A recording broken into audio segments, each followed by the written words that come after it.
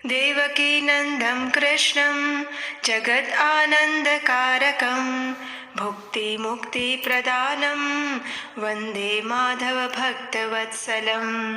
यानी जो संपूर्ण जगत को आनंद प्रदान करते हैं, जो भोग और मोक्ष के दाता हैं, वही लक्ष्मीपति भक्त वत्सल देवकी नंदन भगवान श्री कृष्ण को मैं नमस्कार करता हूँ। हरे कृष्णा। भगवान श्री कृष्ण भगवत गीता में कहते हैं कि मासा नाम मार्गशीर्षो अहम ऋतु नाम कुसुमाकरम, यानी सभी मासों में मैं मार्गशीर्ष मास हूँ और ऋतुओं में वसंत हूँ। और इसीलिए भगवान श्री कृष्ण स्वयं ये बात सिद्ध करते हैं कि उन्हें ये मार्गशीर्ष मास अत्यंत प्रिय है और ये मास अक्षय पुण्य प्रदान करने वाला है। इस मास में की गई भगवान श्री कृष्ण की पूजा आराधना से वे तुरंत प्रसन्न हो जाते हैं और इसीलिए तो गोपिकाओं ने मार्गशीर्ष मास में कात्यायनी व्रत किया था, जिससे उन्हें भगवान श्री कृष्ण पति रूप में प्राप्त हुए। और इसी मार्गशीर्ष मास की पूर्णाहुति यानी मार्गशीर्ष पूर्णिमा का दिन। तो चलिए आज हम इस विशेष मार्गशीर्ष मास पूर्णिमा की कथा का श्रवण करते हैं। इस बार 15 दिसंबर 2024 रविवार के दिन हम इस मार्गशीर्ष मास की पूर्णिमा तिथि का पालन कर रहे हैं। ये दिन अत्यंत पुण्यशाली और मंगलकारी है। मार्गशीर्ष मास की पूर्णिमा के दिन प्रातः कालीन स्नान करने का और दान करने का विशेष महत्व बताया गया है। जो भी मनुष्य संपूर्ण मार्गशीर्ष मास का पालन नहीं कर सकते, उन्हें कम से कम मार्गशीर्ष मास की पूर्णिमा तिथि का पालन अवश्य करना चाहिए। इस दिन भक्त उपवास का पालन करते हैं, भगवान श्री कृष्ण की विशेष पूजा अर्चना करते हैं, भगवत गीता और श्रीमद् भागवतम का पाठ करते हैं, पितरों के उद्धार हेतु तर्पण करते हैं, चंद्रदेव को अर्घ्य अर्पित करते हैं और उसके बाद ब्राह्मणों को यथाशक्ति दान देते हैं। तो इसी मार्गशीर्ष मास की पावन पूर्णिमा के अवसर पर चलिए आज की कथा का आरंभ करते हैं। इस कथा का वर्णन स्वयं भगवान श्री हरि ने ब्रह्मा जी से किया था। श्री हरि ने कहा, हे ब्रह्मादेव, पूर्व काल में काम्पिल्य नगर में एक वीर बाहु नामक प्रसिद्ध राजा हो गए। वे सत्यवादी थे, क्रोध को जीतने वाले, ब्रह्म ज्ञानी और मेरे परम भक्त थे। वे अत्यंत दयालु थे। वे सभी वैष्णवों के भक्त थे और मेरी कथाओं को सुनने में अत्यंत रुचि लेते थे। वे दानी, विद्वान, क्षमाशील, बहादुर, जितेंद्रिय और एक पत्नी व्रतधारी थे। उस राजा की पत्नी भी पतिव्रता, परम साध्वी और मेरी भक्ति परायण थी। वे राजा अपनी रानी के साथ संपूर्ण पृथ्वी का पालन करते थे और मेरे सिवा किसी को भगवान नहीं जानते थे। अब एक दिन महामुनि भारद्वाज राजा वीर बाहु के घर पधारे। राजा ने प्रसन्नता पूर्वक अर्घ्य इत्यादि द्वारा उनका स्वागत सत्कार किया। उन्होंने स्वयं महामुनि के लिए आसन अर्पित किया और मुनि के सामने उपस्थित होकर अत्यंत भक्ति भाव पूर्वक प्रणाम करके कहने लगे, हे ब्रह्मर्षि, आज आपके दर्शन मात्र से मेरा जन्म सफल हो गया। भगवान विष्णु मुझ पर अवश्य ही प्रसन्न है कि आप जैसे योगीराज आज मेरे घर पर पधारे हैं। आज आपके पवित्र दर्शन करने से मैं करोड़ों करोड़ों पापों से मुक्त हो गया हूँ। राजा के इस प्रकार विनम्र वचन सुनकर ऋषि भारद्वाज ने कहा, हे महाभाग, आप भगवान विष्णु के परम भक्त हैं। उत्कृष्ट प्रजाओं से युक्त ये पृथ्वी धन्य है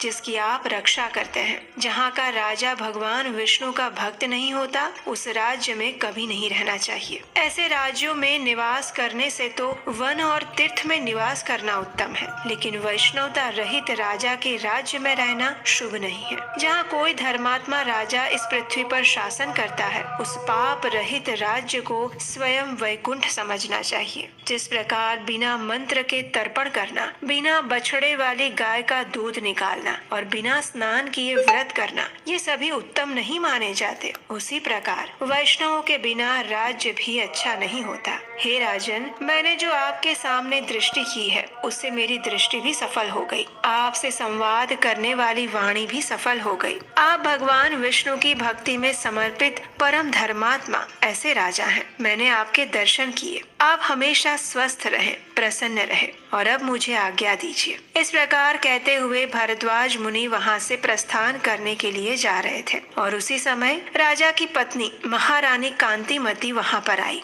उन्होंने मुनि श्रेष्ठ भारद्वाज को प्रणाम किए और तब भारद्वाज मुनि ने उन्हें भी आशीर्वाद देते हुए कहा, हे सुंदरी देवी, आप सौभाग्यवती और पतिव्रता रहें। हे शुभे, भगवान विष्णु में सदैव आपकी भक्ति दृढ़ रहे।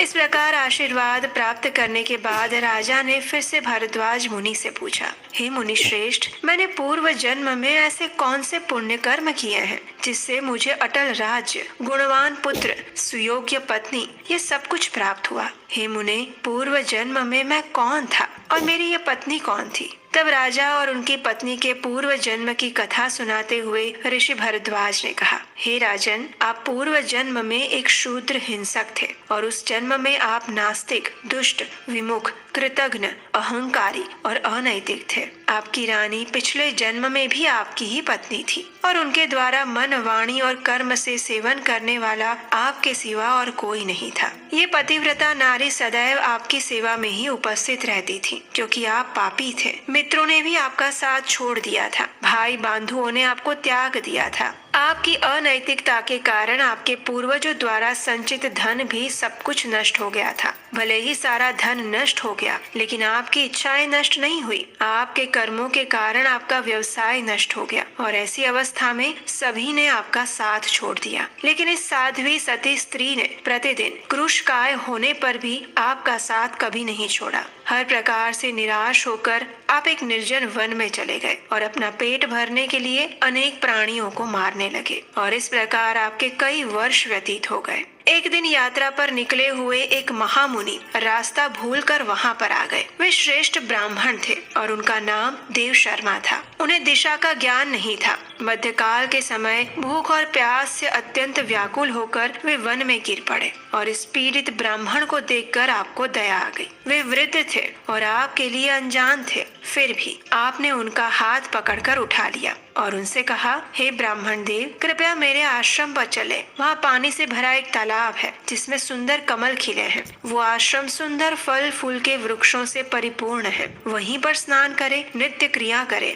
और फल खाएं तथा ठंडा जल लें। ब्राह्मण को थोड़ी चेतना आई और वह शूद्र का हाथ पकड़कर जलाशय के पास गए। वहाँ तालाब के किनारे एक पेड़ की छाया में वे बैठ गए। विधि पूर्वक स्नान और देवताओं तथा पितरों को तर्पण करने के बाद भगवान विष्णु की उन्होंने पूजा की और फिर शीतल जल पिया। जब वे वृक्ष के नीचे आकर विश्राम करने लगे तो वह शूद्र अपनी पत्नी के साथ वहाँ आया। उसने मुनि को आदर पूर्वक साष्टांग प्रणाम किया और आदर से कहने लगा, हे ब्रह्मर्षि, आप हमारे अतिथि हैं और हम दोनों का उद्धार करने के लिए ही यहाँ पधारे हैं। आपके दर्शन से हमारे समस्त पाप नष्ट हो गए। इस प्रकार कहकर उसने अपनी पत्नी से कहा, हे प्रिय, इस ब्राह्मण देवता के लिए स्वादिष्ट, कोमल और पके हुए फल ले आइए और उन्हें अर्पित कीजिए। इस प्रकार दोनों की बात सुनकर ब्राह्मण ने कहा, हे पुत्र, मैं तुम्हें नहीं जानता, इसलिए सबसे पहले तुम अपनी जाति और कुल का परिचय दो, क्योंकि बिना जाने ब्राह्मण के घर पर भी भोजन नहीं करना चाहिए। तब उस शूद्र ने कहा, हे द्विज श्रेष्ठ, मैं शूद्र हूँ। मेरे दुष्ट भाइयों ने मुझे त्याग दिया है। और इसी प्रकार ब्राह्मण तथा शूद्र बातें करने लगे। इतने में शूद्र की पत्नी ने ब्राह्मण के सामने फल परोसे। ब्राह्मण ने उन्हें खाकर अपना भोजन पूर्ण किया और शीतल जल पीकर उनका मन अत्यंत प्रसन्न हुआ। फिर कुछ देर तक वहाँ उन्होंने उस पेड़ के नीचे आनंद पूर्वक विश्राम किया। शूद्र ने भी अपने घर जाकर अपनी पत्नी के साथ भोजन किया और फिर ब्राह्मण के सामने जाकर कहने लगा, हे मुनि श्रेष्ठ, आप इस निर्जन वन में कहाँ से आए? तब ब्राह्मण ने उत्तर दिया, हे महाभाग, मैं ब्राह्मण हूँ और प्रयाग जा रहा हूँ।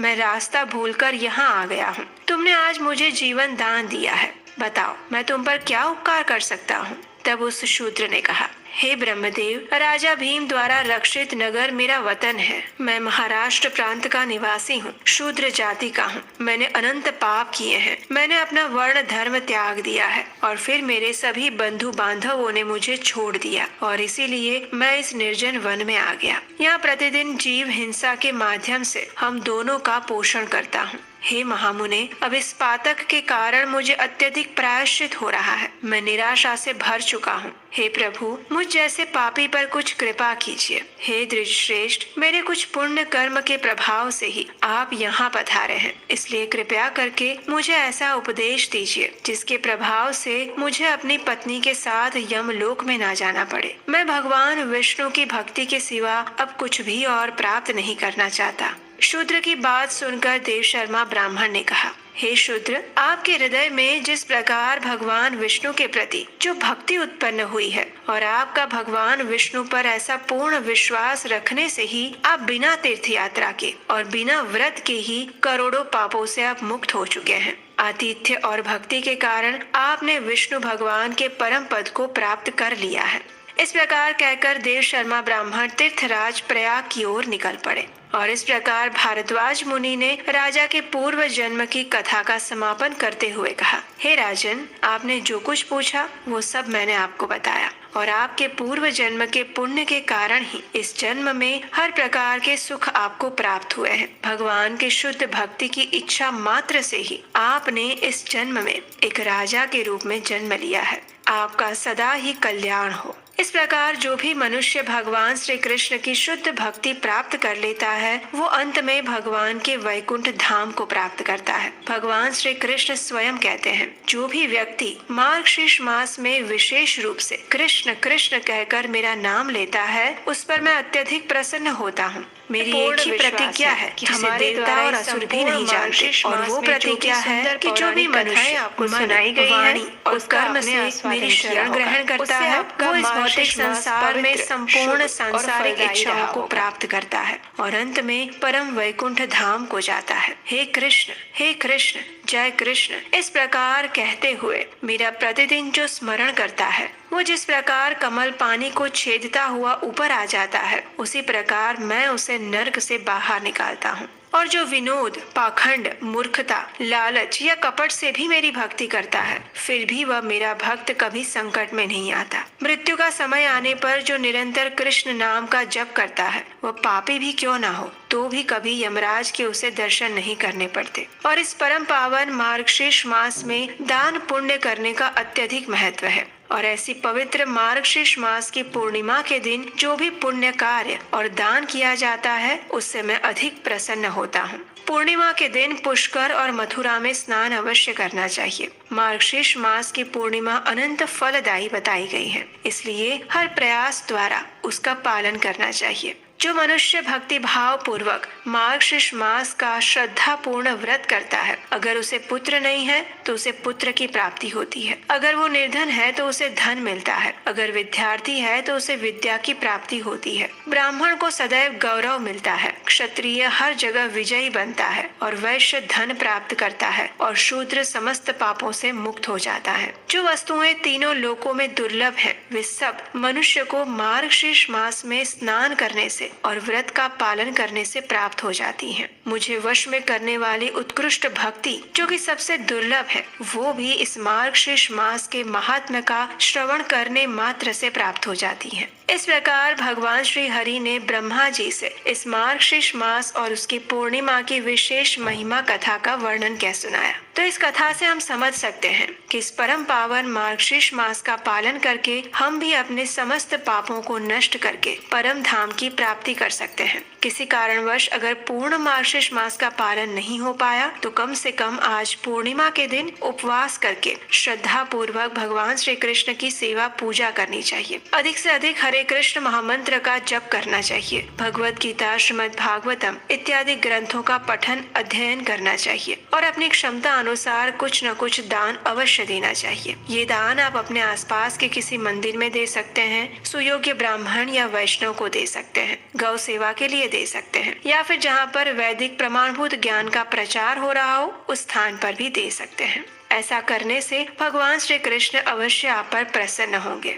तो ये थी आज की मार्गशीर्ष मास की पूर्णिमा की विशेष कथा। अगर आपको आज की ये कथा अच्छी लगी है और अगर आपने संपूर्ण मार्गशीर्ष मास में प्रतिदिन सुनाई जाने वाली हमारे द्वारा शास्त्रों से प्रमाणित वैदिक कथाओं को प्रतिदिन सुना है और जैसा कि आप सब जानते हैं मार्गशीर्ष मास की पूर्णाहुति के बाद आरंभ होगा पौष मास, जो कि अत्यंत पवित्र और आध्यात्मिक उन्नति के लिए श्रेष्ठ बताया गया है, क्योंकि इस मास में जो भी तपस्या की जाती है उसका अक्षय फल मनुष्य को प्राप्त होता है। और इस पौष मास की भी विशेष कथाओं को सुनते रहने के लिए अगर अभी तक नहीं किया है तो आपके अपने चैनल को सब्सक्राइब करके रख लीजिए, नोटिफिकेशन ऑन करके रख लीजिए और हम आपके लिए ऐसी ही प्रमाणभूत वैदिक कथाओं को निरंतर रूप से लेकर आते रहेंगे। हरे कृष्णा।